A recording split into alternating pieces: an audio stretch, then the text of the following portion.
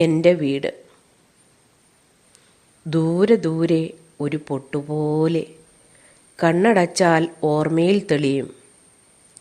ദൂരെ ദൂരെ ഒരു പൊട്ടുപോലെ കണ്ണടച്ചാൽ ഓർമ്മയിൽ തെളിയും. ഇപ്പോഴും ഒന്ന് ആഞ്ഞു ശ്വസിച്ചാൽ വീണ്ടെടുക്കാൻ പാകത്തിൽ മുറിയിലും കിടക്കയിലുമെൻ്റെ ഗന്ധം തളം കെട്ടി നിൽക്കുന്ന പൂത്തുമ്പിയെപ്പോലെ പാറി നടന്ന മൗനവും കലപിലയും കൈകോർത്ത എല്ലാം മറന്നുറങ്ങിയ വീട്. ഇപ്പോഴും ഒന്ന് ആഞ്ഞു ശ്വസിച്ചാൽ വീണ്ടെടുക്കാൻ പാകത്തിൽ മുറിയിലും കിടക്കയിലുമെൻ്റെ ഗന്ധം തളം കെട്ടി നിൽക്കുന്ന പൂത്തുമ്പിയെപ്പോലെ പാറി നടന്ന മൗനവും കലപിലയും കൈകോർത്ത എല്ലാം മറന്നുറങ്ങിയ വീട്. താലോലിച്ചു വളർത്തിയ മൃഗങ്ങളുടെ കളികൾ നിറഞ്ഞ മേൽപ്പുരയിലൂടെ ഒളിഞ്ഞും തെളിഞ്ഞും എലികൾ ഓടി നടന്നിരുന്ന വീട്. താലോലിച്ചു വളർത്തിയ മൃഗങ്ങളുടെ കളികൾ നിറഞ്ഞ മേൽപ്പുരയിലൂടെ ഒളിഞ്ഞും തെളിഞ്ഞും എലികൾ ഓടി നടന്നിരുന്ന വീട്. കുടചൂടും വെയിലിൻ കീഴെ കരിപിടിച്ച അടുക്കള വെന്തു നീറുമ്പോൾ കടൽ നിറച്ച ഉപ്പുഭരണി പാദാമ്പുറത്തിരുന്ന് വെളുക്കച്ചിരിക്കുന്ന വീട്.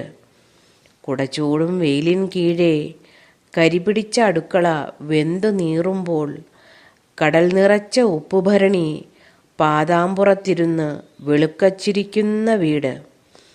കണ്ണീർ പോലെ ഉള്ളം നിറച്ച കിണറും മുറ്റത്തു നിൽക്കുന്ന പുന്നെല്ലും ചില്ലാട്ടമാടിയ ഊഞ്ഞാലും കനിവ് നിറച്ച് ഇന്നും കനവിലുണ്ട്.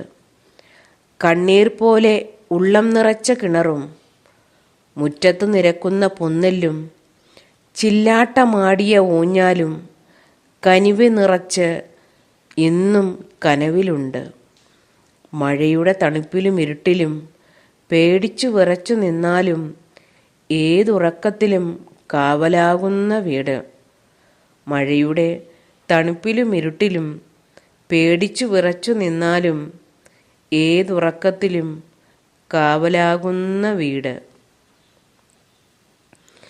അവിടവിടെ പൂതലിച്ച് നിശബ്ദമായി നിലവിളിക്കുമ്പോഴും ആരും വരുവാനില്ലെങ്കിലും കാത്തിരിക്കുമാ വീടിന്ന് മൗനത്തിലാണ്.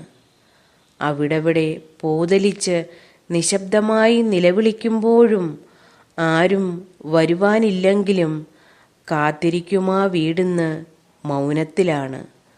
അങ്ങ് കാലങ്ങൾക്കപ്പുറത്തു നിന്ന് ഇന്നും മാടി വിളിക്കുന്നുണ്ട് ആ പഴയ വീട് ബാല്യകാലമെന്ന പോലെ. അങ്ങ് കാലങ്ങൾക്കപ്പുറത്തു നിന്ന് ഇന്നും മാടി വിളിക്കുന്നുണ്ട് ആ പഴയ വീട് ബാല്യകാലമെന്ന പോലെ.